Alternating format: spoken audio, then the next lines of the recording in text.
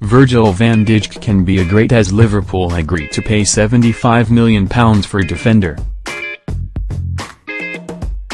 Liverpool have agreed to pay Southampton £75 million for Dutch central defender Virgil van Dijk. It is a world record fee for a defender and will see him move to Anfield after 2.5 years at the Saints. Neil McGuinness works for the Qatar Football Association, but in 2013 was a senior scout at Celtic who was responsible for identifying the player and his subsequent move from Dutch side Groningen to Celtic Park. Here he explains why he thinks the Reds have signed a player who can help them move to the next level, what he can still do to improve, and why he is reminiscent of former Manchester United and England defender Rio Ferdinand. When did you first become aware of Van Dijk?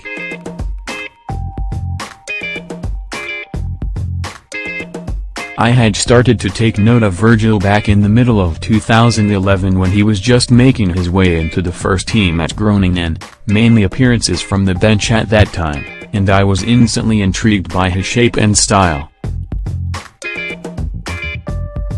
He went on to become a regular member of the first team, and I eventually flew over to watch him in an away game against Vitesse Arnhem in early February 2013. The specific reason I picked this game was because he was up against Swansea striker Wilfried Bony, who at the time was the top scorer in the Dutch league and a really physical striker, so it made sense to see him against the best forward in the league. He did very well against him in that match and showed everything that I had already seen in him from watching previous games. He basically confirmed to me that day that he could be a successful player in British football. He had pace, power, height, good feet, and could defend. Still to this day I am amazed that nobody had taken him out of Groningen sooner. What kind of defender have Liverpool agreed to sign? Has everything you would want if you could create a profile of the ideal central defender. Now 26, he is tall, imposing and very strong in his aerial challenges, both in attack and defense. He has no problems with the physical side of the game and likes to dominate his opponents. The defender is quick both in acceleration and sustained pace over distance. Virgil is good with his feet and has a great range of passing out from the back, both long and short, and he is accurate with it as well. Technically he is a very smooth ball-playing defender, which is something Liverpool have lacked in recent years. He is capable of playing as either the right or left-sided centre-back, but most usually deployed in the left centre-back role, although he is right-footed.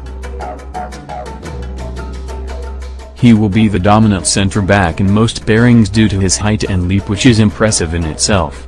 One thing that fans in England will not have seen too much is his ability from set pieces, which is very good. I watched him many times in training working on these, and for such a big guy, he hits free kicks with real power and accuracy, swerve and dip. He is also very comfortable going on runs from the back, which is another aspect fans will not have seen too much in the Premier League. He has strong leadership qualities, always talking on the pitch, and he doesn't make that many mistakes, which is an area that sets him apart from most central defenders. For me the glowing comparison is Rio Ferdinand. Both are similar shapes, both good with the ball, both quick and strong in the air. Rio was the player that sprung to mind when I first started watching Virgil, and if he can have half the career Rio did, he will have been a success. How will he fit in at Liverpool? He adds a new dimension to the team and has a style that manager Jurgen Klopp will be keen to exploit.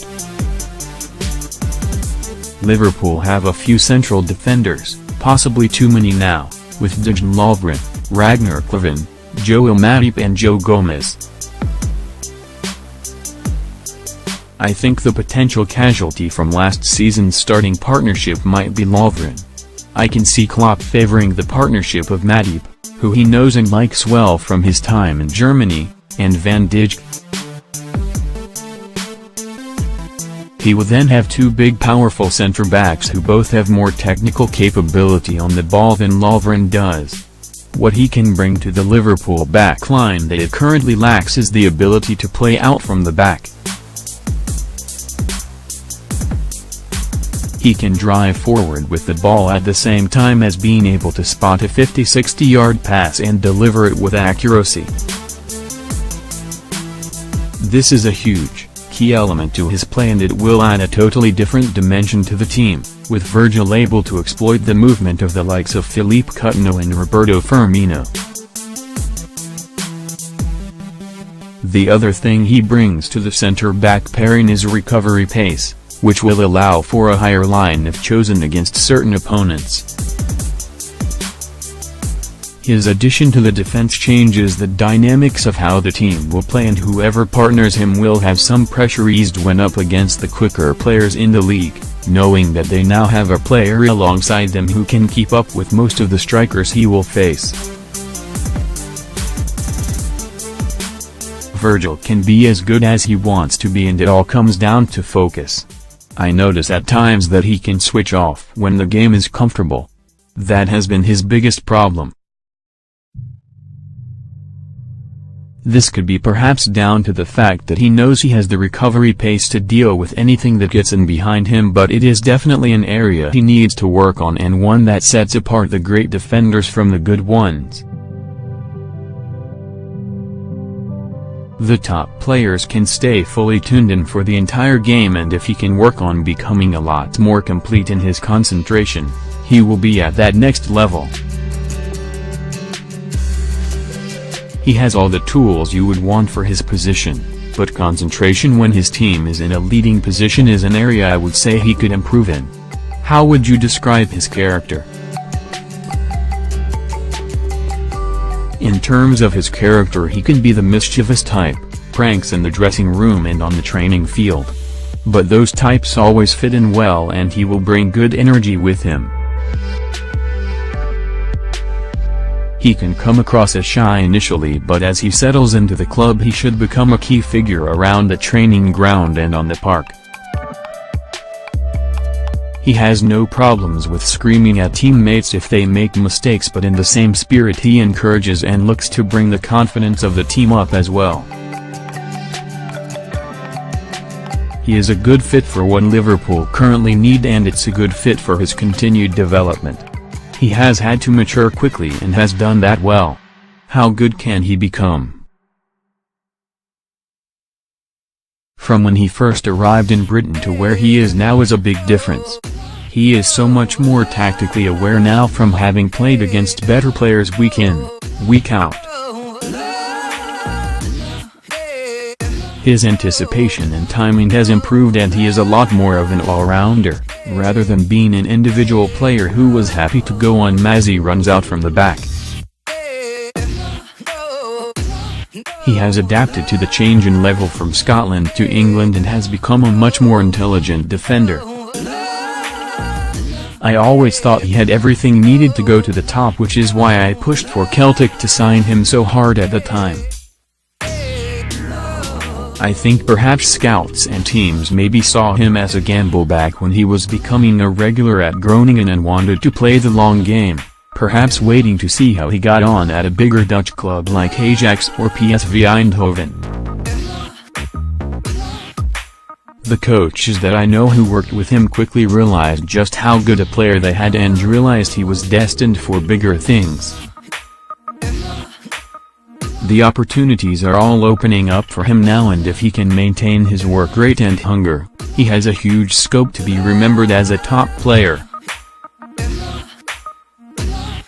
I think he is in the top 10 centre-backs in the world, and I honestly believe he can go on to be a great at Liverpool. No.